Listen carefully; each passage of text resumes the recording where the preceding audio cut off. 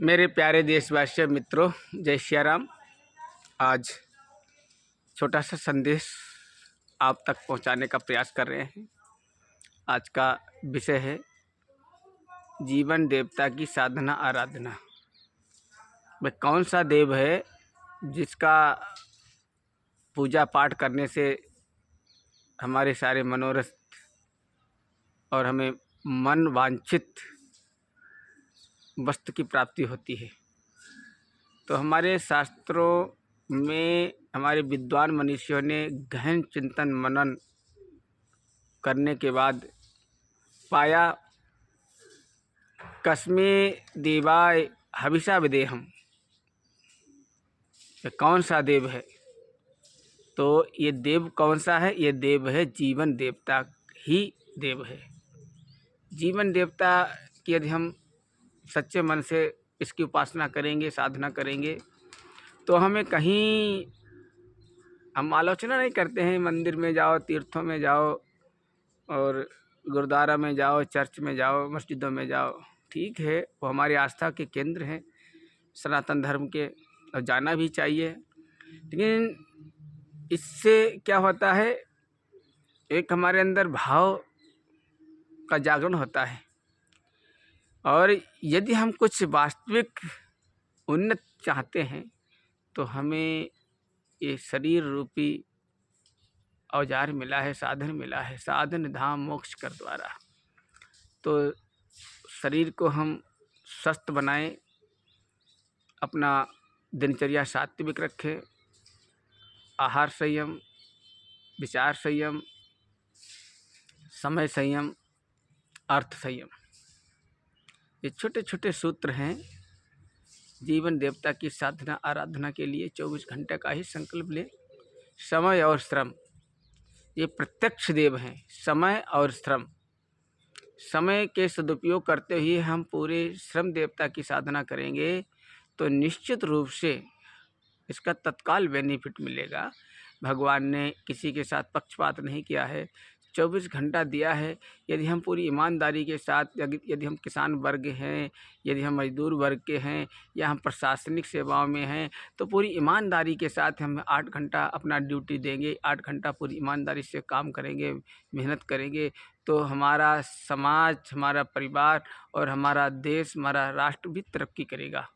ये भी हमारा विकसित राष्ट्र होगा, हमारा समाज भी विकसित होगा, हमारा परिवार भी, क्योंकि हम छोटे से घटक हैं, उस राष्ट्र के घटक हैं। तो परिवार, समाज और राष्ट्र, तो तीनों की सेवा हो जाएगी यदि हम ईमानदारी से काम करेंगे। पूरी ईमानदारी से काम करते हैं 8 घंटा खूब हम मेहनत से खूब गहरी निंद्रा में सो जाएं। 8 घंटा बच गया, 8 घंटे के लिए 4 घंटा हम इष्ट मित्रों के साथ निकाल दें।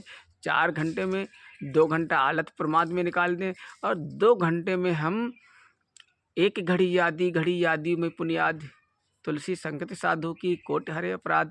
जो 84,000 लाख योनियों के बाद हमारी जीवात्मा को सर्वश्रेष्ठ मानव जीवन विधाता ने राजकुमार बनाकर भेजा है। ईश्वर ने हमें सृष्टि का मुकुटमणि बनाकर भेजा है। तो ये मानव जीवन के अंदर, शरीर के अंदर कहते हैं 3 शरीर हैं। तो 3 शरीर हैं। स्थूल दिखाई दे रहा है, इसके अंदर सूक्ष्म है, उसके अंदर कारण है। कारण में भावनाएं रहती हैं और सूक्ष्म में मन मस्तिष्क निवास करता है, और स्थूल शरीर से हमें परिश्रम करना होता है, ठीक है। तो ये छोटे छोटे से सूत्र हैं।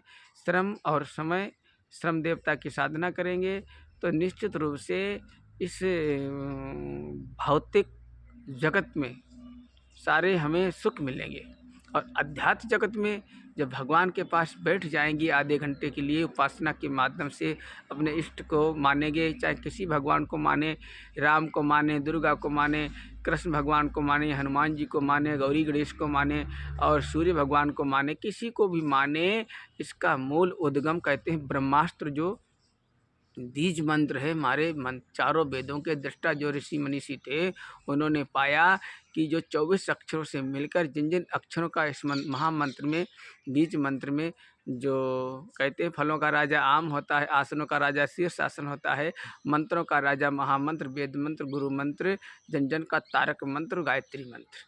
गायत्री मंत्र में जिन जिन अक्षरों का समावेश है, वो अक्षरों से हम उच्चारण करते हैं क्रमबद्ध, तालबद्ध, लयबद्ध तरीके से, तो हमारी 24 उपत्तिकाएँ और 6 चक्र हमारे मूलाधार से लेकर सहस्रार चक्र से लेकर सारे चक्र हमारे जागृत होते हैं, उपत्यकाएं हमारी जागृत होती हैं, 1,10,000 साउंड वेव्स धन तरंगे कंपन तैयार होते हैं और सीधे से सूर्य से टकराती हैं। और सूर्य जगत की आत्मा है, जगत के पिता हैं। गायत्री महामंत्र सूर्य मंत्र है। सूर्य से सबको जीवन मिलता है, सबको प्राण मिलता है, सबको ऊर्जा मिलती है। और सूर्य से सारा का सारा कहते हैं घड़ी का जो घड़ी जो टाइम बताती है वो भी उसका भी कनेक्ट सूर्य से होता है। इसीलिए हम सब लोग सूर्य की चेतना से जुड़े, सूर्य की शक्ति से जुड़े और उपासना जरूर करें। धीरे धीरे उपासना करेंगे गायत्री महामंत्र की तो हम नर से नारायण, पर से पुरुषोत्तम, मानव से महामानव, देव मानव बनते हुए चले जाएंगे। हमारा खान पान भी बदलेगा, हमारा रहन सहन भी बदलेगा, हमारे आचार विचार में भी बदलाव आएगा, हमारे गुण कर्म स्वभाव में भी बदलाव आएगा। धीरे धीरे देखते देखते हमारी प्रकृति बदल जाएगी। आकृति वही रहेगी, प्रकृति बदल जाएगी। ये हम नहीं कहते हैं, हमारे मंत्र दृष्टा ऋषियों ने, मनीषियों ने, वेदों ने, उपनिषदों ने, शास्त्रों ने। यदि हम गायत्री महामंत्र का जप करेंगे, उच्चारण करेंगे तो हमारा गुण कर्म स्वभाव और चिंतन और चरित्र में बदलाव होगा, निश्चित रूप से बदलाव होगा।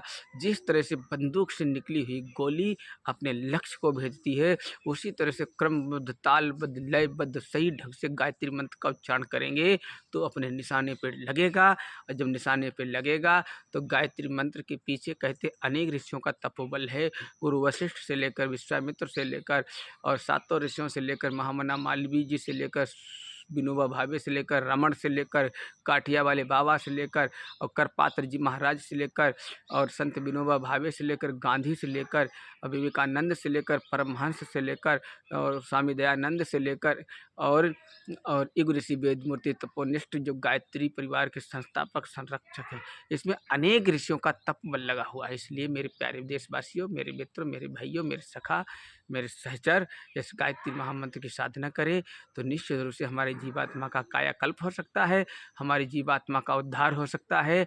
और हम इस संसार में रहते हुए हम एक योगी की तरह, ग्रस्त में रहते हुए एक योगी की तरह, एक तपस्वी की तरह, क्योंकि ऋषियों ने बताया है ग्रस्त एक तपोवन है जिसमें संयम और सेवा सहकार की साधना की, सहिष्णुता की साधना करनी पड़ती है। मेरे प्यारे भाइयों, देशवासियों, इस छोटे से जीवन काल में रोज नया जन्म माने अपने का और रोज शाम को नई मृत्यु, रोज नया जन्म, रोज नई मृत्यु। आत्मबोध, तत्वबोध की साधना करें। मित्रों, जय हिंद, जय भारत। ये छोटा सा संदेश है, ज़्यादा से ज़्यादा तक आप शेयर करें, इसको लाइक भी करें, इसको कमेंट भी करें।